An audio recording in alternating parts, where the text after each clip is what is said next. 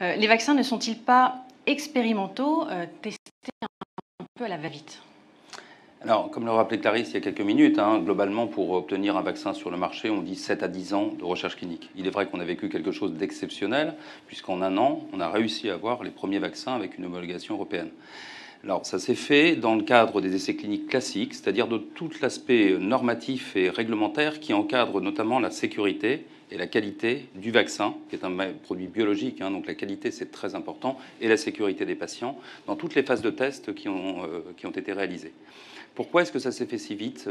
Il y a peut-être 4 facteurs qu'on peut identifier. Le premier, c'est qu'on a un historique sur la recherche, d'abord sur la recherche sur les coronavirus. Vous aviez le SARS-CoV, le MERS-CoV, etc., qui avaient déjà donné lieu, d'une part, à des identifications de virus équivalents, et d'autre part, même à des projets de recherche vaccinaux sur ces vaccins d'autres coronavirus.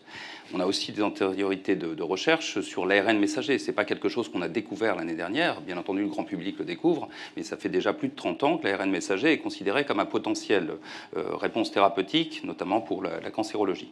Ensuite, vous avez un deuxième sujet qui est probablement les collaborations. On l'a évoqué, Eric en a donné quelques exemples sur la production, mais ce qui s'est passé en termes de collaboration entre des équipes de recherche publique et des laboratoires pharmaceutiques d'une part, mais aussi entre laboratoires pharmaceutiques qui sont normalement concurrents et qui se sont mis ensemble pour trouver des solutions en termes de recherche est absolument inédit.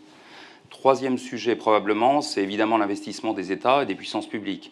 Les États-Unis ont mis énormément d'argent pour soutenir et impulser plus fortement encore ces dynamiques de recherche avec des opérateurs qui existaient. L'Europe l'a fait aussi et ça a évidemment boosté tous les projets de recherche. Aujourd'hui, vous avez plus de 300 projets de recherche qui sont encore en cours sur des candidats vaccins.